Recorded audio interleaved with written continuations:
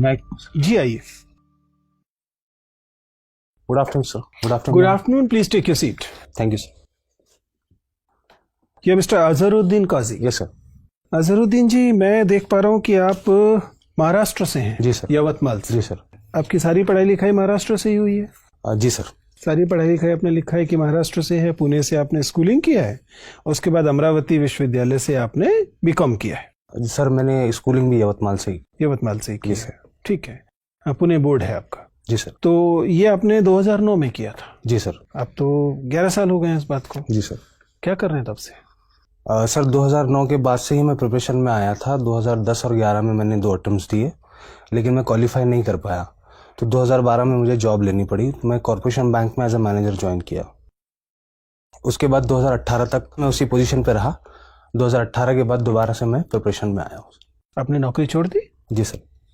ऐसा आपने क्यों किया? आप एक रोजगार में थे। जी सर। और अब आप बेरोजगार हैं। जी सर। और आप बेरोजगार परीक्षा की तैयारी कर रहे हैं। आपकी उम्र 31 साल हो चुकी है। जी सर। क्यों आप अपने करियर के निर्णयों को लेकर इतना अनप्रेडिक्टेबल और गैर जिम्मेदार तरीके से क्यों कर रहे हैं? सर एक्चुअली मैं शुरू से क्लियर था कि सिविल सर्विसेज की ही तैयारी करनी है, लेकिन कुछ फाइनेंशियल रीजंस की वजह से मुझे जॉब में जाना पड़ा था। तो सर जब वो परिस्थितियाँ दुरुस्त हो गई, ठीक हो गई, तो फिर मैंने दोबारा निर्णय किया कि मुझे अटेम्प्ट करना चाहिए। और जॉब में रहते हुए मैंने 2017 का अटेम्प्ट दिया, लेकिन फिर से मैं क्लियर नहीं कर पाया क्योंकि सर बैंकिंग में मुझे छुट्टी नहीं मिल रही थी बैंक्स में। इस वजह से सर मैंने सोचा कि फुल फ्लेज तैयारी की जाए। देखिए, आप बता चुके हैं कि इसका मतलब आप कई अटेम्प्ट्स दे चुके हैं और उनमें आप लगातार असफल रहे हैं। जी सर। हम लोगों की जाहिर है कि आपको लेकर शुभकामनाएं ही होंगी, लेकिन मान लीजिए आपका चयन नहीं होता है, जिसकी संभावना ऐसा तो नहीं है कि कम है, क्योंकि इस तरह की परीक्षा ये है। उस स्थिति में आपके पास क्या विकल्प हैं? क्या करेंगे आप? सर उस बारे में तो मैंने सोचा नहीं है, लेकिन मैंने सोचा है कि अगर नहीं होता है तो मैं स्टेट गवर्नमेंट की जो एग्ज़ाम है, हमारी 38 साल वहाँ पे उम्र है, तो मैं स्टेट सिविल सर्विसेज ट्राई करूँगा।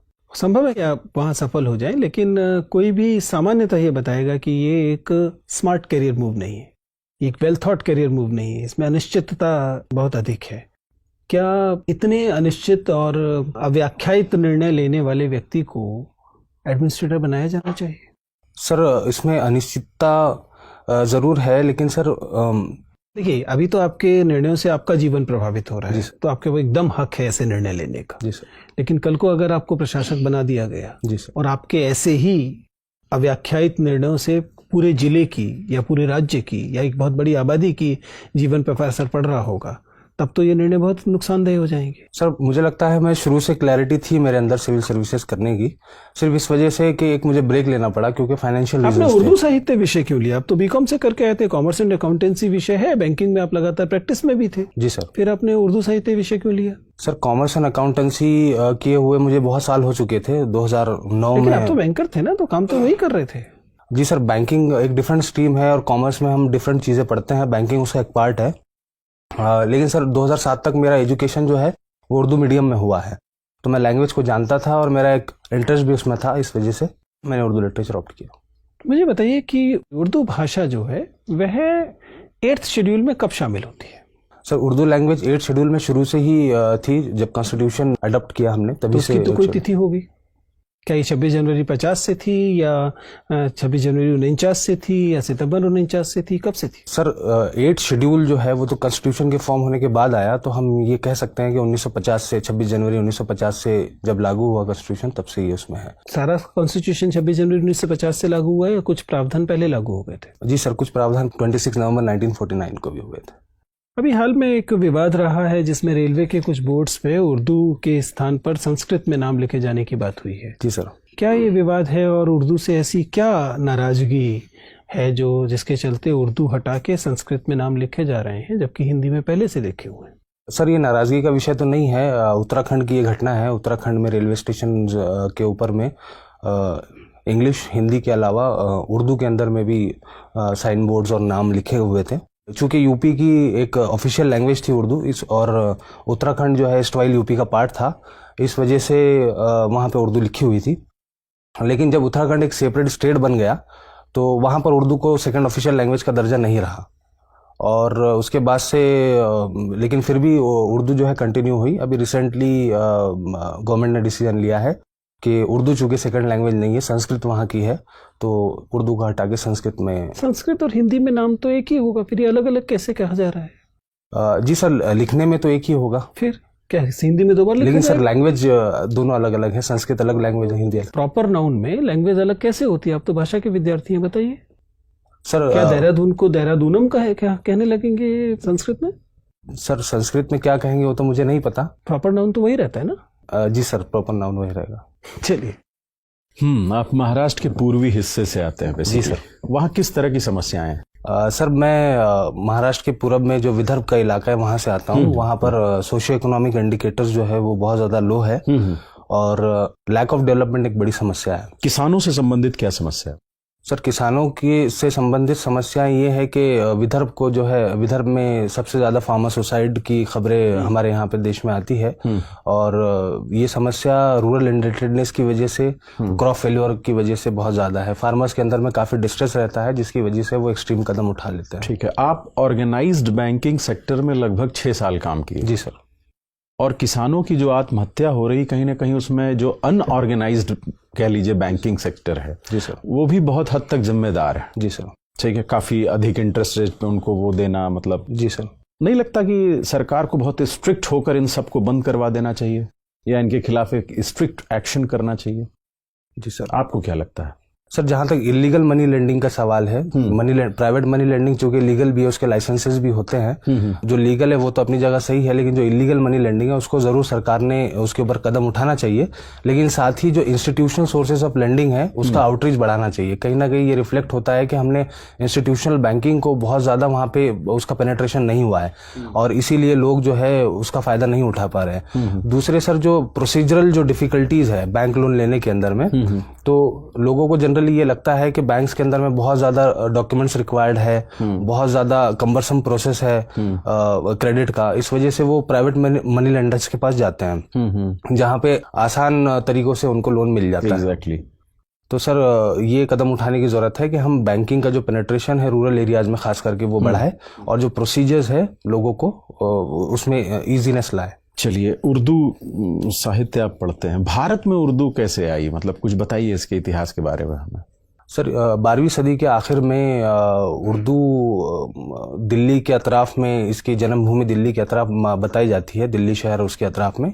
यहाँ खड़ी बोली राइज थी उस वक्त, खड़ी बोली बोली जाती थी और खड़ी बोली के अंदर में अरबी और फारसी और तुर्की अल्फाज जो है, जो बाहर से मुस्लिम्स आए थे यहाँ पे, वो जो ज़बानें बोलते थे उन ज़बानों के अल्फाज जब खड़ी बोली के अंदर में मिलना शुरू हुए तो एक नई ज़बान तैयार हुई जिसको शुरू में अलग अलग नामों से पुकारा गया। उसे हिंदी भी कहा गया, हिंदवी भी कहा गया, दहलवी भी कहा गया और उसके बाद में जो है 19वीं सदी में इसका नाम उर्दू पड़ा। 19वीं सदी में? 19वीं सदी में इसका नाम उर्दू पड़ा। अच्छा, 19वीं सदी में सबसे ज्यादा डेवलपमेंट किसके समय हुआ उर्दू का? कोई ऐसा रूलर था क्या 19वीं सदी में? 19वीं सदी में रूलर बहादुर शाह जफर थे। वो खुद भी एक शायर थे और उनके ज़माने में बड़े शायर भी गुजरे हैं जिसकी वजह से उर्दू का काफ़ी डेवलपमेंट हुआ। इनफैक्ट 19वीं सदी का जो निस्फ है, जो यानी 1850s का जो दौर है, वो उर्दू का सुनहरा दौर माना जाता है क्योंकि इस दौर में गालिब और ज़ौक़ जैसे बड़े पाए के शायर भी यहाँ मौजूद थे। अच्छा, अभी एक कंट्रोवर्सी हुई फैज़ अहमद फैज़ के कुछ उसको लेकर, इसके बारे में आपका क्या सोचना है? सर कंट्रोवर्सी को लेकर? हाँ बिल्कुल सर, फैज़ अहमद फैज़ की जो पूरी शायरी है वो एक तरह की रेसिस्टेंस पोएट्री है उनकी और सियासी शायरी भी उन्होंने की है। हाँ। और जो रिसेंट कंट्रोवर्सी हुई है वो शेर उनकी एक नज़म के इंटरप्रिटेशन को लेकर हुई है। आइडिया है, मतलब आप क्या सोचते हैं इस पे? सर इसमें मेरी सोच ये है कि किसी भी शायर की पोएट्री को समझने के लिए उसके ज़माने और उसके जहन को समझना बहुत ज़रूरी है। हम एक नज़म का लिटरल मीनिंग ना लेते हुए उसको ये देखना चाहिए कि शायर ने किस कंटेक्स्ट में वो बात कही है और शायर की पूरी पोएट्री का जो मजमून है वो क्या है। ठीक है, एक अंतिम सवाल मेरा आप बता दीजिए कि अभी सर जैसा पूछ रहे थे कि नाम बदला जा रहा है कई जगह, जैसे इलाहाबाद को प्रयागराज कर दिया गया, ऐसे कई जगह नाम बदले जा रहे हैं। जी सर। ठीक है, आप कहाँ तक उचित समझते हैं, क्या ऐसा किया जाना चाहिए? सर जहाँ तक नाम बदलने का सवाल है तो नाम ये पहली बार ऐसा नहीं हुआ है कि नाम बदले जा रहे हैं, हर जमाने में नाम नहीं, वो तो बदलते ठीक रहे है। हैं, पॉपुलर रूलर्स ने नाम बदले हैं और लोगों की जब पॉपुलर डिमांड होती है तो ऐसा रूलर्स करते हैं, ऐसा गवर्नमेंट्स ने किया है। सर मेरी इसमें राय ये है कि जो इसका दूसरा पहलू है, जो एडमिनिस्ट्रेटिव एक्सपेंसेस इसके अंदर में इन्वॉल्व है, कहीं ना कहीं उनको भी सोचा जाना चाहिए। ठीक, thank you. Azharuddin ji sir. ये बताइए कि आपकी 3 क्वालिटी कौन कौन सी है जिसकी वजह से आईएएस बनना चाहिए? सर चूंकि मैं स्पोर्ट्स बैकग्राउंड कर रहा हूँ तो एक टीम वर्क और परसिवरेंस, मैं काफ़ी समय से तैयारी में हूँ। तीसरी चीज़ सर कंपैशन। बहुत समय से आप तैयारी में लगे हुए हैं, जी सर। तो इसको आप गुण मानते हैं या दोष मानते हैं? सर ये गुड और बैड के टर्म्स में तो मैं कैटेगराइज नहीं कर पाऊंगा। मैं क्यों नहीं कर पाएंगे? क्योंकि आपका मामला है, किसी और का मामला होता तो कैटेगराइज कर पाते आसानी से। नहीं सर, किसी भी चीज को कैटेगराइज करने से पहले उसके पीछे की वजह जानना बहुत जरूरी है। तो मेरा ये मानना है कि अगर किसी चीज में मुझे टाइम लग रहा है और उसके बावजूद मैं अगर उस चीज को परसू कर रहा हूँ तो ये मेरे लिए गुड है। ओके, ठीक है। आप विदर्भ से आते हैं जो कि एक ड्राउट प्रोन एरिया है महाराष्ट्र का, जी सर। है ना, सूखा प्रवण क्षेत्र है। ड्राई फार्मिंग क्या होती है? ड्राईलैंड फार्मिंग से आपको क्या समझ आता है? सर ड्राईलैंड फार्मिंग जो हमारे जो रेनफेड एरियाज है, जहाँ पर इरिगेशन की फैसिलिटीज नहीं है, उन एरियाज में जो फार्मिंग होती है उन्हें हम ड्राईलैंड फार्मिंग कहते हैं। जहाँ पे रेनफॉल बहुत कम होती है, कुछ 100 सेंटीमीटर के नीचे अगर टेक्निकल डेफिनेशन पे जाए, और वहाँ पे इस तरह की क्रॉप्स उगाई जाती है जो जिसमें ज़्यादा पानी की खपत ना हो। जैसे कि सर जो हमारे पल्सेस है, बाजरा है, रागी है, इस तरह की जो क्रॉप्स है। लेकिन आप ही के पास एक डिस्ट्रिक्ट है नागपुर, उसके संतरे बड़े प्रसिद्ध हैं। जी। ऐसी कौन सी कंडीशन, यावतमाल से नागपुर की कौन सी कंडीशन ऐसी है जो डिफरेंट है, जिसकी वजह से नागपुर में संतरों का न केवल उत्पादन होता है बल्कि भारत के सबसे बेस्ट क्वालिटी के संतरे होते हैं? जी सर, एक्चुअली विदर्भा की ये जो डिस्ट्रिक्ट है, यवतमाल मेरा डिस्ट्रिक्ट और नागपुर डिस्ट्रिक्ट, यहाँ पे पानी की समस्या बहुत ज़्यादा नहीं है। यहाँ पे रेनफॉल जो है वो 100 सेंटीमीटर से ज़्यादा होती है। मसला यहाँ पे स्टोरेज का है।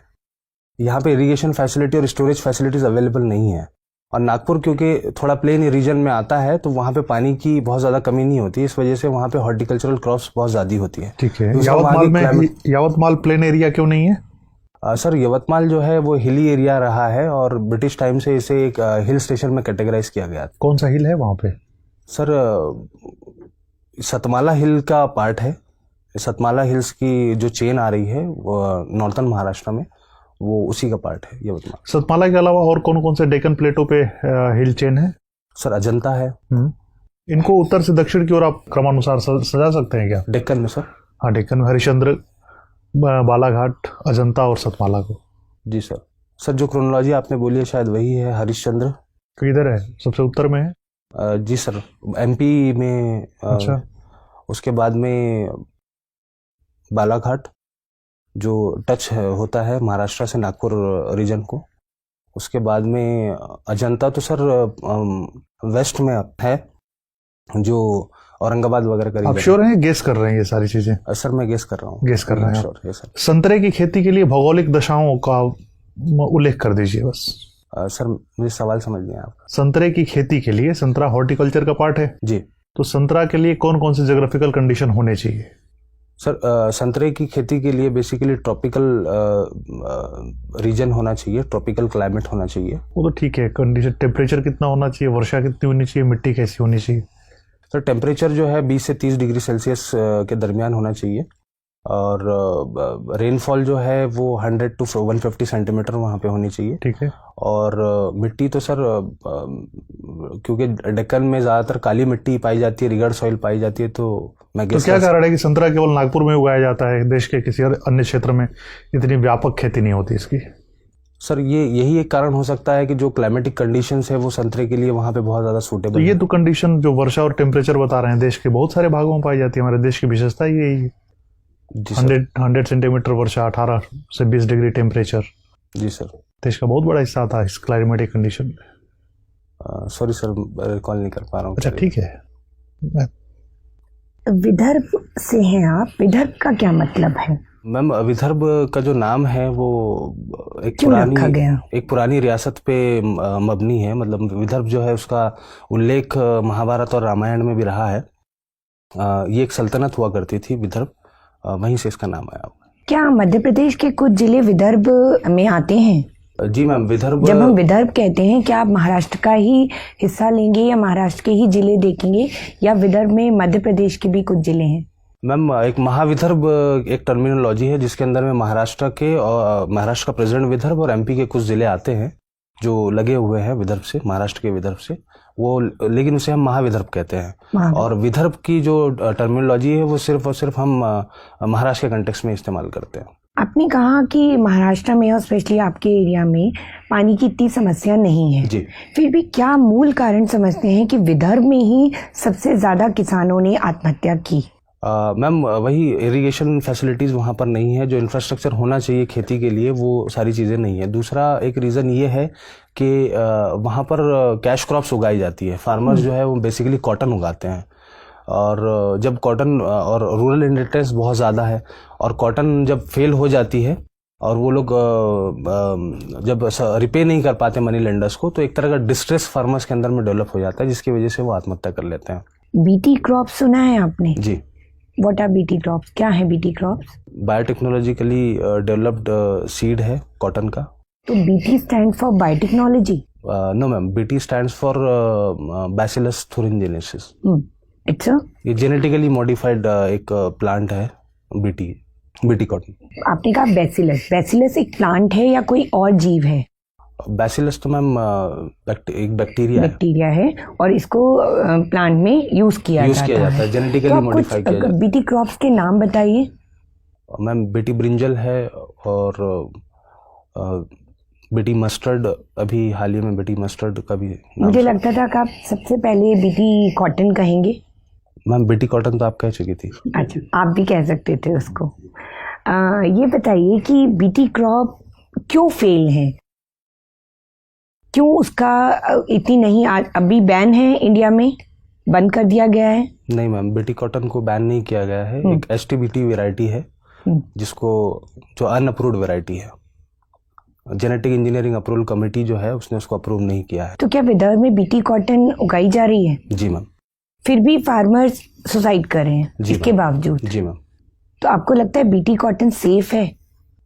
मैम, बीटी कॉटन तो सेफ है, उसकी यील्ड भी अच्छी खासी है, लेकिन उसमें कुछ इश्यूज अभी जो हमारे सामने आ रहे हैं कि पहले जैसे कहा जाता था कि BT cotton paste resistant crop है, लेकिन हाल ही के अंदर में जैसे पिंक बॉलवर्म अटैक वगैरह भी उसके ऊपर में हुआ है, तो उसकी जो इफिकेसी है बीटी कॉटन की, उसके ऊपर में सवालिया निशान एक तरह का है। जब किसान एक बीटी कॉटन क्रॉप या कोई और भी क्रॉप ग्रो करता है, तो आपको लगता है कि किसान से इसको ज़्यादा फायदा है या वो कंपनियां जो इनके सीड्स बेच रही हैं उनको फायदा है? मैम, इस तरह की सीड यूज़ करने से फ़ायदा तो दोनों को है। कंपनी को फ़ायदा भी है और किसान को भी फ़ायदा है। कंपनी को फ़ायदा इसलिए है क्योंकि जहाँ तक जेनेटिकली मॉडिफाइड क्रॉप्स का सवाल है, तो इसके ऊपर में एक मोनोपोली है, जो मॉन्सेंटो कंपनी है अमेरिका की, सिर्फ वही इस तरह के सीड्स जो है मार्केट में फ़िलहाल बेच रही है। और फार्मर को ये फ़ायदा है कि उसकी जो यील्ड्स है और जो पेस्ट से जो बचाव है उसका, तो उसमें उसका प्रोडक्शन बढ़ जाएगा। आपको नहीं लगता जब हम वाइल्ड सीड संचय करके रखते हैं तो उनमें भी कई बार म्यूटेशन होता है, वो भी रेजिस्टेंट वैरायटी शो कर सकते हैं अगेंस्ट पेस्ट, कि हमें फिर मॉन्सेंटो की ज़रूरत ही ना पड़े? तो आप किसके फेवर में हैं? किसान वाइल्ड सीड को संचय करके रखे या मॉन्सेंटो जैसे जेनेटिकली मॉडिफाइड क्रॉप को यूज़ करे? मॉन्सेंटो ने इतना सीड प्रोवाइड करा है, मॉडिफाइड क्रॉप्स हैं, फिर भी किसान संतुष्ट नहीं है। जी मैम। तो आप एक किसान को क्या सलाह देना चाहेंगे? मैम, चूँकि जेनेटिकली मॉडिफाइड जो क्रॉप है उसकी यील्ड ज़्यादा अच्छी है और फार्मर्स की इनकम उससे काफ़ी इंक्रीज हुई है, इस वजह से मैं सलाह यही देना चाहूँगा कि बीटी कॉटन को इस्तेमाल किया जाए, लेकिन उसके अंदर जो ड्रॉबैक्स है, जो हाल ही के अंदर में जो पेस्ट रेसिस्टेंस उसके अंदर में जो पेस्ट का जो अटैक्स उसके ऊपर में हो रहा है और रेसिस्टेंस ख़त्म हो रहा है, तो उसके अंदर में सुधार लाने की ज़रूरत है। और साथ ही ये जो बीटी का जो मार्केट है, जो जेनेटिकली मतलब उस सुधार के लिए किसान इंतजार करे? नहीं मैम, किसान तो उस चीज़ के लिए इंतजार नहीं कर सकता, लेकिन शॉर्ट टर्म के अंदर में अगर उसको अपने रेवेन्यूज इंक्रीज करना है तो उसके पास इसके अलावा कोई ऑप्शन भी नज़र नहीं आता, क्योंकि इसमें उसकी इनपुट कॉस्ट काफ़ी कम हो जाती है। हजरुद्दीन, Yes, आपने अपनी हॉबीज इंटरेस्ट में लिखा है watching web series. Yes, ma'am. कौन सी है आपकी फेवरेट? मैम रिसेंटली मैंने एक rise of the empires Ottomans एक सीरीज Ottomans देखी पे है, देखी वो है। मेरी फेवरेट है। ठीक है। ये वेब सीरीज जो है एक जिन एप्स पे आती हैं उनको एक पर्टिकुलर टर्मिनोलॉजी के साथ बुलाया जाता है, जी मैम, क्या है वो? Over the top services over platform. The top services. क्या है ये, इनको ओवर द टॉप सर्विसेज क्यों बोला जाता है? मैम जो ट्रेडिशनल जो ज़रिए है जैसे टीवी और सैटेलाइट, ये जो ज़रिए है कम्युनिकेशन, मीडिया कम्युनिकेशन के, या तो इससे हटकर ये एक सर्विस प्रोवाइड करते हैं उसको बाईपास करके, इस वजह से इनको ओवर द टॉप सर्विसेज कहते हैं। जो इंटरनेट सर्विस प्रोवाइडर्स है वो ये सर्विस देते हैं। अच्छा। एंड अगर हम इनकी वेब सीरीज़ के एडवांटेजेस और डिसएडवांटेजेस देखें तो क्या आप मेजर करेंगे, किस साइड बैलेंस टिल्टेड है, एडवांटेजेस या डिसएडवांटेजेस? मैम इसके एडवांटेजेस भी काफ़ी है और कुछ डिसएडवांटेजेस भी है। एडवांटेजेस में जैसे जो क्रिएटिव कंटेंट है वो व्यूवर्स के सामने आ रहा है। व्यूवर्स के पॉइंट ऑफ व्यू से मुझे एडवांटेजेस और डिसएडवांटेज, क्रिएटिव कंटेंट उसके सामने आता है। दूसरी चीज़ ये है कि इसमें जो वेब सीरीज़ जिस तरह की बन रही है उसमें बहुत ज़्यादा रियलिटी से क्लोज वेब सीरीज़ कंटेंट हमारे सामने आ रहा है, तो एक तरह से समाज को समझने के लिए, समाज की रियलिटीज़ को समझने के हिसाब से भी ये काफ़ी फ़ायदेमंद है। दूसरा इसका एस्थेटिक पर्पज़ है। जब जिस तरह की हमारी लाइफ फास्ट हो गई है तो इसमें एक एंटरटेनमेंट का ज़रिया है और इसके अंदर में ईज़ है चूँकि। ठीक है। और डिसएडवांटेजेस? डिसएडवांटेजेस मैम इसमें ये है, बेसिकली यूथ्स के लिए ये है कि बहुत ज़्यादा कुछ सीरीज़ के अंदर में, इसके अंदर में वायलेंस और अब्यूजिव लैंग्वेज और न्यूडिटी को लेकर डिसएडवांटेजेस है। दूसरी चीज़ ये है कि ये एक तरह की सोशल बिंजिंग जो होती है, इसके साइकोलॉजिकल प्रॉब्लम्स हो रहे हैं, यानी मल्टीपल एपिसोड जो है एक सिटिंग में देखने की वजह से डिप्रेशन और कई तरह की बीमारियां, साइकोलॉजिकल बीमारियां भी इससे होती हैं। ठीक है। आपने बोला कि कंटेंट जो है वो नेगेटिवली इम्पैक्ट कर सकता है यूथ को, तो इसके रेगुलेशन कौन करता है कंटेंट का? मैम इसके रेगुलेशन के लिए कोई एक्सटर्नल एजेंसी तो नहीं है, ये सेल्फ रेगुलेशन पे बेस्ड है। ओके। आप कॉर्पोरेशन बैंक में काम कर चुके हैं। जी मैम। मुझे बताइए कॉर्पोरेशन बैंक नेशनलाइज कब हुआ था? मैम कॉर्पोरेशन बैंक नेशनलाइज हुआ 1980 में। 1980 में। जी। एंड आपको लगता है the nationalisation was a good step, एक कामयाब रहा वो? जी मैम। मैम एक्चुअली जिस वक्त नेशनलाइजेशन किया गया था उस वक्त जो मोटिव्स थे नेशनलाइजेशन के वो ये थे कि बैंकिंग का जो आउटरीच है वो ज़्यादा से ज़्यादा लोगों तक पहुँचे, जिसे हम फाइनेंशियल इंक्लूजन कहते हैं। और फाइनेंशियल इंक्लूजन के पॉइंट ऑफ व्यू से ये एक अच्छा कदम रहा था।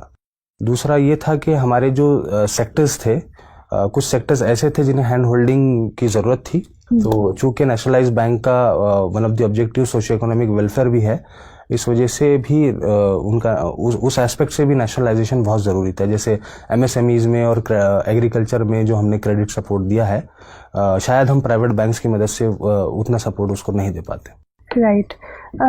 मुझे बताइए अगर यूएस, रशिया और चाइना में प्रायोरिटाइज, मतलब एक रैंकिंग देनी हो कि इंडिया की फॉरेन पॉलिसी का फोकस और प्रेफरेंस किसको होनी चाहिए, रैंकिंग अगर आप दे सकते हैं तो, US, Russia and China. Ma'am foreign policy जो हमारी होती है उसका बेसिक ऑब्जेक्टिव स्ट्रैटेजिक इंटरेस्ट होता है, तो इसमें रैंक देना मेरे हिसाब से मुनासिब नहीं होगा। हाँ, हमको ये चाहिए कि जो भी मेजर पावर्स है और उनके साथ रिलेशंस मेंटेन किया जाए और प्राइम ऑब्जेक्टिव ये रहे कि हमारा स्ट्रैटेजिक इंटरेस्ट सर्व हो, तो सभी के साथ हमको रिलेशंस को बैलेंस करते हुए चलना होगा। क्या हम अभी ये बैलेंस मेंटेन कर पा रहे हैं या नहीं? जी मैम, बैलेंस तो हम मेंटेन कर रहे हैं। जिस तरह से हमने डीहैपनेट किया दूसरे कंट्रीज़ के साथ भी हमारा रिलेशन, उसी तरह का बैलेंस हम कोशिश कर रहे हैं, but we are working on very tight rope. जो ट्रेडिशनल हमारे जो रशिया जो हमारा ट्रेडिशनल लाई रहा है और उससे कहीं ना कहीं थोड़े बहुत रिलेशंस हमारे अभी पीछे गए हैं और हम अमेरिका की तरफ हमारा झुकाव कुछ अभी रिसेंट टाइम्स में ज़्यादा हुआ है, लेकिन फिर भी हम डिफेंस टाइज और अदर टाइज, टेक्नोलॉजिकल टाइज जो है रशिया से मेंटेन किए हुए हैं और बैलेंस कर रहे हैं। ठीक है, मेरा आखिरी सवाल आपसे कि एक टर्म यूज़ होता है, उसको बोलते हैं फतवा पॉलिटिक्स। फतवा पॉलिटिक्स क्या है ये? मैं मुझे फतवा तो पता है, फतवा पॉलिटिक्स किस? मे बी कभी जब मतलब एक रिलीजियस इंस्टीट्यूशन के थ्रू पॉलिटिकली इंस्पायर्ड फतवाज इशू करे जाते जी, हैं, उसकी प्रैक्टिस। Thank you. तो क्या आपको लगता है कि हाँ ये प्रेवलेंट है या ये नहीं है प्रेवलेंट?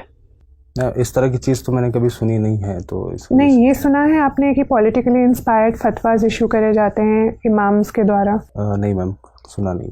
ये नहीं सुना है। ठीक है, मुझे बताइए कि मुस्लिम विमेन जो हैं उनका स्टेटस कम्युनिटी में कैसा देखा जाता है? मैम, कम्युनिटी में मुस्लिम वुमेन का जो स्टेटस है वो इक्वल ट्रीट किया जाता है, इक्वालिटी वाला स्टेटस है। और रिसेंट टाइम्स में इसकी झलक हम जो डिफरेंट प्रोटेस्ट हो रहे हैं कंट्रीज के अंदर में, जिसमें leading role Muslim women play कर रही है, उसमें भी हम देख सकते हैं कि जो एक इमेज बनी हुई थी मुस्लिम वुमेन की कि उनको घर में रखा जाता है, उनको पर्दे में रखा जाता है और उनको इक्वल ट्रीटमेंट नहीं दिया जाता है, तो वो जो एक नेगेटिव इमेज थी वो कहीं ना कहीं दुरुस्त हुई है। ठीक है, तो आप कह रहे हैं वो एक इमेज ही थी जो अब ब्रेक हो गई। Thank you. Okay Azharuddin, yes sir. मैं देख पा रहा हूँ कि आप का जो रेफ है वो सजेस्ट कर रहा है कि आपने हिंदी में काफ़ी काम किया है और आपको हिंदी में आपने स्पेशल सर्टिफिकेट भी लिया है, यानी आपके पास हिंदी की भी एकेडमिक क्वालिफिकेशंस हैं। सर एकेडमिक तो नहीं, वो एक कोविड सर्टिफिकेट कोर्स मैंने किया था जब मैं 7th क्लास में जो था। कोविड सर्टिफिकेट होता है वो मिडिल क्लास के इक्विवेलेंट सर्टिफिकेट माना जाता है। 12th क्लास के इक्विवेलेंट। तो अगर आप 7th क्लास में थे और 12th क्लास के एग्जाम दे रहे थे, जी सर, तो इसका मतलब आपकी हिंदी अच्छी रही होगी। सर उस वक्त तो मुझे शऊर नहीं था कि मैं कौन सा एग्जाम लिख रहा हूँ, क्योंकि स्कूल में सारे कंपटीशन में मैं पार्टिसिपेट करता था, तो मैं इसमें भी कर लिया था। मुझे बताइए कि हिंदी और उर्दू की जब हम तुलना करते हैं तो एक कंटेंशियस इशू जो है वो नुक्तों का आता है कि आमतौर पर हिंदी के लोगों का आरोप है कि जो ध्वनियाँ उर्दू से आती हैं जी, उर्दू के लोगों की ये जिद रहती है कि उनको उसी उच्चारण के साथ बोला जाए जिस उच्चारण में वो उर्दू में बोले जाते हैं। जी, जबकि अन्य भाषाओं से जब शब्द आते हैं तो हिंदी पर ऐसा कोई अपेक्षा नहीं रखी जाती है। अंग्रेजी से आते हैं या दूसरी भाषाओं से आते हैं तो हिंदी अपनी भाषा के हिसाब से बोलती है। आपको क्या लगता है कि उस बायसनेस से दूर होकर आप बता सकते हैं कि क्या हिंदी को उर्दू की ध्वनियों के साथ नुक्ते लगाने की आदत छोड़ देना चाहिए अपने विकास के लिए, या ये उर्दू का जो की जिद है उसके आगे झुकना चाहिए? सर एक्चुअली अगर देखा जाए तो हिंदी उर्दू ज़बान में कोई डिफरेंस नहीं है, सिर्फ स्क्रिप्ट में डिफरेंसेस है। और स्क्रिप्ट में चूँकि उर्दू में कुछ ऐसे अल्फाज हैं जो अरबी, फ़ारसी और दूसरी ज़बानों से आए, जो बाहर की ज़बानें हैं, इस वजह से जो नुक्ते हैं वो कुछ अलग है। जैसे जाहिद ज़ वाली जो आवाज़ है वो हिंदी में नहीं है, इस वजह से उसको जब हिंदी में लिखते हैं तो ज इस्तेमाल होता है, लेकिन हिंदी में जैसा आपने ठीक फरमाया कि ज के नीचे नुक्ता लगा दिया जाता है तो वो ज की आवाज़ बन जाती है। तो इस तरह का है। लेकिन सर दोनों ज़बानों के डेवलपमेंट के लिए ये ज़रूरी है कि ज़बान के अंदर में आपस में जो है वो मेल जोल बरकरार रहे, और अगर दोनों स्क्रिप्ट अलग अलग है तो उसमें कोई दिक्कत नहीं है, ज़बान एक रहे। अच्छा, एक चीज़ बताइए, आप तो खिलाड़ी भी हैं, आप लगातार खेल में सक्रिय रहे हैं। हाल में भारत की एक कबड्डी टीम को लेकर काफ़ी विवाद रहा है कि वह बिना अनुमति के पाकिस्तान चली गई, और भारत की सरकार ने इस बात पर खेल संघ से आपत्ति दर्ज की है और खेल संघ ने पाकिस्तान से आपत्ति दर्ज की है, लेकिन पाकिस्तान में वह कबड्डी की टीम फिर भी भारतीय टीम की तरह शामिल हुई है। क्या विवाद है और आपको क्या लगता है कि ऐसा क्यों हो पाया कि भारत की एक टीम विदेश चली गई और भारतीय लोगों को पता भी नहीं लगा? सर मैंने इसके बारे में सुना नहीं है। चलिए कोई बात नहीं, मुझे आपसे बात करके अच्छा लगा, आप जा सकते हैं। Thank you sir, thank you ma'am.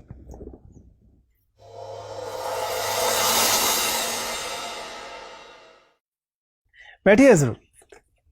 Thank you जी अजहरुद्दीन जी, कैसा लग रहा है, कहाँ आपको लग रहा है कि आप सही जा रहे हैं और किन एरियाज में लग रहा है कि सर यहाँ भी थोड़ा सा और एडजस्टमेंट चाहिए?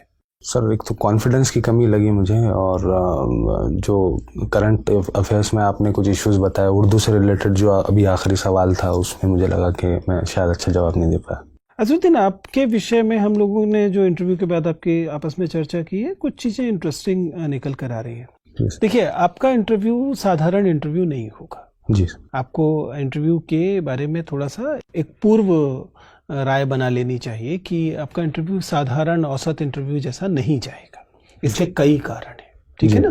एक कारण तो आपकी उम्र बनती है, दूसरा कारण आपका समुदाय बनता है। बहुत कम मुस्लिम कैंडिडेट्स के इंटरव्यू होते हैं और लगभग सबसे हम लोग ये बात पहले कहते हैं कि आप इस बात के लिए तैयार होके जाइए कि आपके इंटरव्यू साधारण इंटरव्यू से कुछ भिन्न तरीके से लिए जाते हैं। इसके फायदे भी है, नुकसान भी है। फायदा तो ये है कि आपको मालूम है, एक सेंस में पेपर आउट हो गया है, आपको मालूम है कि उस दिशा में जाएगा। नुकसान जाहिर है कि ये है कि आपके मूल्यांकन के तरीके भी कई बार वही नहीं होते जो बाकी कैंडिडेट्स के मूल्यांकन के हो रहे होते हैं, ठीक है ना। तो इन एक्सपेक्टेशंस के साथ जाइएगा। खुशी की बात यह है कि हम लोगों की समझ में आप एक शानदार कैंडिडेट हैं।